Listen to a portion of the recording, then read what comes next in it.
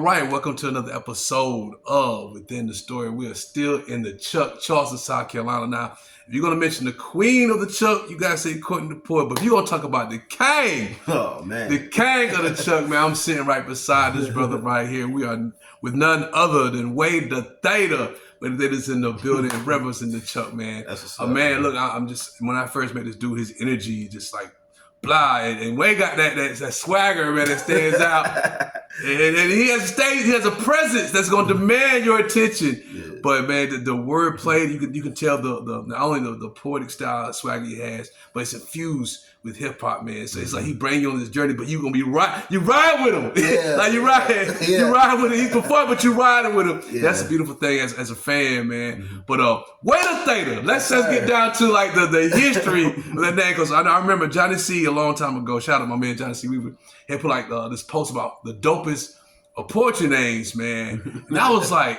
man, WEY the THETA is a cool name. That's why I said it. And I co-signed like, yes, WEY the THETA, that's a cool name. Got a little ring to it. Yeah, it flows, WEY the THETA. But, now, I stand corrected when I first visited this brother. Yeah. I'm thinking like, this is a fraternity out of Phi Thetas. I'm like, okay, he's one of those. But come to find out, I saw all the A5A paraphernalia.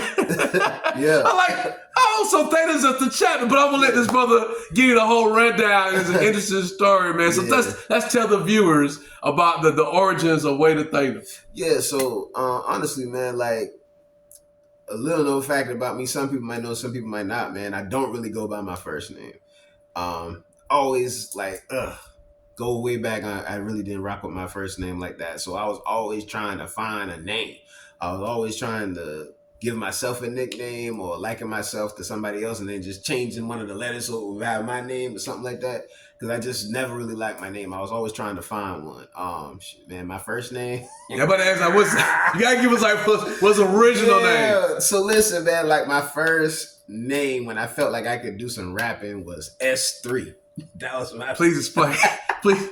I swear we're in Star Wars right now. S3. Explain S3. How you get S3? My first name was S3. You know what I'm saying? Steph is my first name, but I don't really go by it. So the 3 was like I got an older brother, 6 years older than me. My mother had a stillborn daughter a year before me. Her name was Stephanie.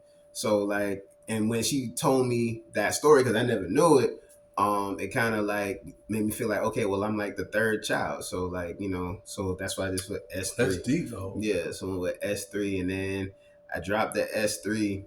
Well, the S3 thing was because I felt like it rhymed with Jay-Z. So anytime Jay-Z would say his name in a song, I would just say S3. So did you spell the S out? It was just a capital S and a cube, like to the third power. You know what I'm saying? Yeah, okay. Like that's what it was. Okay. But then I just, wasn't going with that. So then, I started getting into rap and, what I'm saying, Cash Money, No Limit. I was like, no, I'm 3 Boy. You know what I'm saying? 3 Boy. Okay. And then 3 Boy turned into Lil Threezy. Because I wanted to be like Lil Weed. I'm about to say, that's Nola. Yeah, 3 Boy, that sound like some Nola all the way down, man. Yeah, so it was that. Yeah, 3 Boy, then Lil Threezy, and then... 3 Boy dope, I like 3 Boy. Yeah, that's cool. That was that. And then when I got to college, when I got to college, man, I pledged the frat. I pledged A5A my freshman year. And, I wasn't on campus very long. I mean, people knew I was from Charleston. I went to, University of South Carolina. So plenty of people knew I was from Charleston. So it'd be like, oh, that's Geechee Boy over there. But I never really felt like that was really my name. But it's just what I was kind of, you know what I'm saying? Like, that's cool. That's cool name. So, but yeah, I mean, a lot of people, if you knew me from my freshman year in college, a lot of them say Stephen because that's my first name. That's just, that's just my government name. So that's what they know me as. But when I pledged the frat, of course I got a name from that, but I pledged the THETA new chapter of Alpha Phi Alpha. So after, I crossed, I learned a whole lot about the organization as far as the brand and the stereotype that it carries outside of my yard, outside of University of South Carolina when I was there. And like, it kind of shocked me.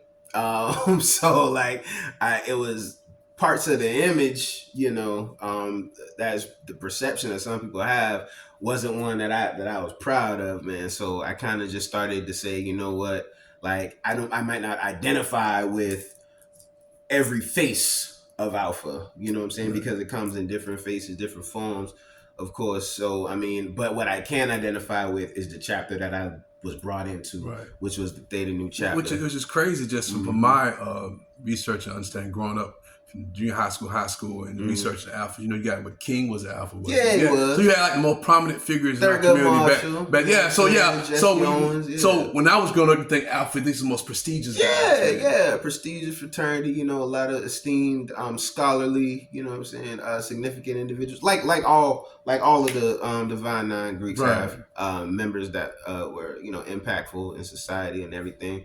But like I was saying, I just grew a stronger affinity for my chapter. So when Twitter came out, my first Twitter handle was dat_theta06, because I just felt like, I felt like I was popular on the yard at the time. I felt like, I was like that dude. Like, so I'm that Theta. When you talk about the Thetas, the Theta New Brothers, like I'm that one. I'm him. Like that's, just how I felt. Just something braggadocious just for Twitter. It's a Twitter handle. Nobody thought that Twitter would still be Twitter to these days. Right. We didn't think about that then. So yeah, in the frat, a lot of us just call each other by their last name. So I mean, a lot of my frat brothers would be Whaley. So I was just like, okay, I'm gonna just go by Whaley. That works for me. And met a young lady. She started calling me Way. She just shortened the Whaley to Way, and it was the first time I had ever heard it. Nobody ever thought of that my whole That's life. dope, though. So like, I was like, Way is cool, and I was like, well, I'm not gonna spell it with the H because I'm not a protein. But every time I do Slam Madness, I come to Greenwood. It's Johnny C. You gotta fix that, bro. You gotta fix that, bro. Always put an H in my way. There's only an H when it's Whaley, but when it's Way, it's just WEY. So yeah. So I think that was like very, very early 2009. Very early 2009. When that happened, shout out to her. I think she had a baby or something. And then so then I decided to change it to Way the Theta, because I just said, okay, I'm gonna keep the Way part because that's fire. I'm gonna keep the Theta part, and I just put it together. So that's how I became Way the Theta. It's just a Theta Nu above any other thing that I started back in 06. And it's still something that my chapter uses now as a slogan, as a branding. Right. And so, saying that's really, really cool. So the word, the name, it carries all of that. It carries all of the trauma that I had with my first name. It carries the evolution of me just trying to find something that I identify with, because there's so much power in a name. Like, like there's so much power in the name. Like when you can define something. Right. You know what I'm saying? When you define it, when you name it, you decide what it is, and now everything is based upon that. You know, so I mean that's really was important to me to find who that was, and to have had it for so long and it stick, and to hear people say that, I'm really proud of it. This would be a hard one to change. Right. It's just a dope name, man, and just even in reference to your frats, man, y'all individually and even collectively, y'all can create the new standard. Y'all create the new brand, man. Always. And just being an exemplary person. And you are that, bro. Just definitely give you flowers now, man. You represent that, man. I try to. Let's we got the name, but let's go back a little further to like your love for the arts and what got you into that, man. Because you got a very interesting story from what your family was used to be doing, like the other brothers and stuff, like to what you end up doing. Yeah. So tell that to our viewers. Listen, man. So I'm from Charleston, South Carolina, man. I always say that the whole world's a ghetto. There's one everywhere. I'm not saying I was from the worst parts of the city, but I damn sure wasn't from the best part. And just growing up, where I grew up, athletics was the thing. You know what I'm saying? Athletics was the thing, man. Like you was either, running around here breaking the law, or you was, playing sports or something. And that's how you found a name for yourself, or you was a tough guy. And that just wasn't how I was raised, man. My brother had the athletic thing. My father had it. Like a lot of my uncles and everything had it. I might have had it because I definitely played soccer, played football, played basketball, but I wasn't as interested as my brother was when he was. So I found music. My I went to an arts elementary school, went to Ashley River Creative Arts Elementary School. You know, I think I got in because my cousin, you know what I'm saying, my uncle's a dentist. He's a prominent black man in the city. You know what I'm saying? So like I think like it was the family thing and that's how we got in. It's a little nepotism might have worked for me in that case. But I think that was the foundation, man. At that school, you know, they taught you foreign language. You had, you know, dance, visual arts, music, of course, had all those things, and you would get a piece of that like every day. And that was a part of the school's focus, you know what I'm saying, as being an art school. So around third grade, I realized I was like, Mom, I want to play. I told my mother I wanted to be a drummer. I was like, I want to play the drums. And she was like, okay, bam. Now my mother, she went to St. Augustine College in Raleigh. It's a very, very, very small Dude, HBCU. that's my first college. I went there for Yeah. my funny story. My financial aid didn't come in till late, man. I couldn't stay. I was there for a week. What? Yeah, that Oh was my God, right after graduation. Yeah, yeah. And, so I know what that is. My mother is way older than Moody Black. Okay? I've been getting the old jokes all day. I'm seasoned. Yo, I promise. She's way older than Moody Black. She about to be 70 in August, man. But she went to St. Aug. Salute, Mom. She went to St. Aug. My mother, she's a praise and worship leader. She's a vocalist, man. And she had been doing that for a long time. She met some really, really good friends in St. Aug when she was there. Two of which were married. One a pianist and a vocalist, and the other a vocalist. And he actually pledged EFIA when he was up there. I didn't find that out until more later on in life. But they were all together, and so she consulted with them, and they told her that, hey, if your son want to be a drummer, you know what I'm saying, he need to be a complete percussionist. He need to take piano first so he can understand he can understand rhythm, he can understand key signature, he can understand how to read music, understand all of that, and then understanding how music is created and what the melody is and what the accompaniment is. You can really figure out what percussive elements you can bring to it and what it really means to be a percussionist. Anybody who say that there's a drummer, more than likely, and they're a good one, more than likely they can play two other instruments. More than likely, they can sing, and probably really well. Wow. Because from that standpoint, when you are really, really a drummer, you hear everything. You hear the bass line, you hear how the counter melodies fit, you know who's on top, who's leading. You can hear all that, and you figure out like, what am I placing rhythmically, you know what I'm saying, that is just gonna add to that accentuates that. How do I fit in? And what do they need from me in order for their part to make sense? You know what I'm saying? So from that I didn't know this at the time, but now that I'm an experienced musician, I know that that's what she was basically trying to tell me, was like, you need to understand this part first, so then you can do the other part. And she was absolutely right. Well, tell me, for the sake of time, I won't come back and revisit this conversation real soon. Yeah. But get to the rap and poetry. How did that happen? Oh, so with the music part, it was like, yo, okay, bam. So I'm in the music. I'm feeling like I sound just like the dudes on the radio. So, you know what I'm saying, I start, you know, with the homies, you know what I'm saying, in the neighborhood, you know, freestyling, rapping, writing stuff, you know what I'm saying, start going to the studio, recording here and there. I start getting known a little bit around the high school as, you know, that's a little Threezy from the Forest, you know what I'm saying, he can rap, you know what I'm saying, whatever, which was cool. Got to college.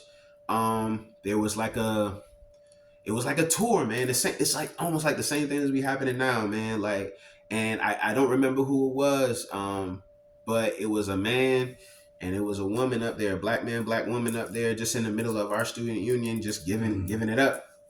And I was like, oh, I could do that.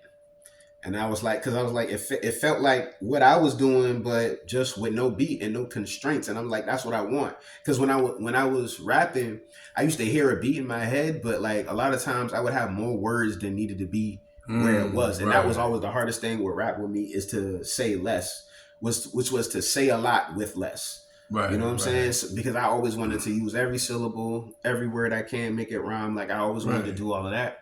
So that was always the problem with me, was that I had the constraints of this beat. You know what I'm saying? So you found poetry as a way to kind of extend that. Yes, basically. yes. And now, like, you know what I'm saying, my schemes and everything can just keep going, and I don't got to stop it until I feel like I need a change of emotion or something. Like, you know what I'm Right. saying? It isn't because the beat requires it, or the structure of a song would require you to do something different. Right. So from that, I was like, oh, boom, I wrote this poem called "I'm Only 18," and it really wasn't about nothing. It was just a bunch of bars. It was just a bunch of words. Boom, boom, boom, boom, boom, boom, boom, boom, boom. But that's crazy that you say that, but to listen to you now, you're able to take that craft, and then have that flow. Because I say you like you'll go in and you'll slow it down, and then just how you take us all these different places, man, but still be on topic. That had to come with time. Like, I had to learn that at first, man. I just used to be like, oh, I'm gonna just try to say as much stuff as I can and make it witty and rhyme. That's all it was. But that's how it happened. And then so well, you definitely killed it in Slam Madness, man. I just been a fan. If y'all in the Chubb, if you want to come to some poetry, this dude is hosting. I mean, a lot of different places, man. Matter of fact, tell people where they can find you at. Yes, so every first Sunday at the Cone, we got Neo Soul Sunday. There's a live band there. Courtney hosts. I'm there. Fresh Prince of Poetry there. Just Charleston Staples there.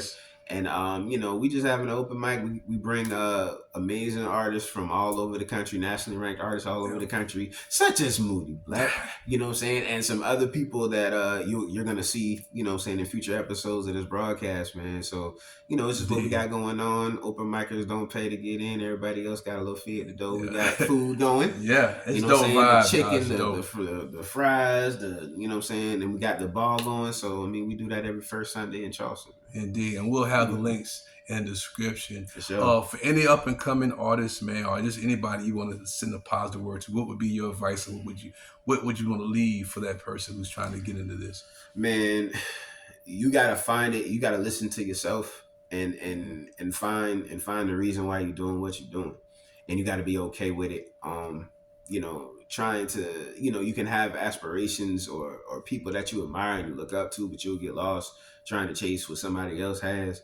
You got to really focus on, what you want and what you really feel like your calling is, your purpose is. And you got to listen to it. You got to trust it. You know what I'm saying? Like that. Listen to yourself and trust yourself, man. That's really what it is. You heard it from the King of Charleston, not the king, man. The King of Charleston. You gotta say it like that right here. Yes, sir, man. But man, thanks for being here with that. Well, I'm here. I'm in the Chubb. I'm visiting. That's true. Yeah, I'm visiting. So thanks for having me. Yes, sir. You know what I'm saying? For those who's watching, please tune in for another episode every Monday. And I'm gonna come back around. We can get some more of these credible stories because this brother got some. He definitely got some. I got stories, man. Yeah, so make sure you follow him on social media. We have the links in the description, man. But thank y'all for tuning in to another episode within the story. I'm your host, Moody Black. We're in the Chubb with WEY, the THETA, man. Thank y'all for coming. Be loved, be safe, be kind. See y'all next time. All right.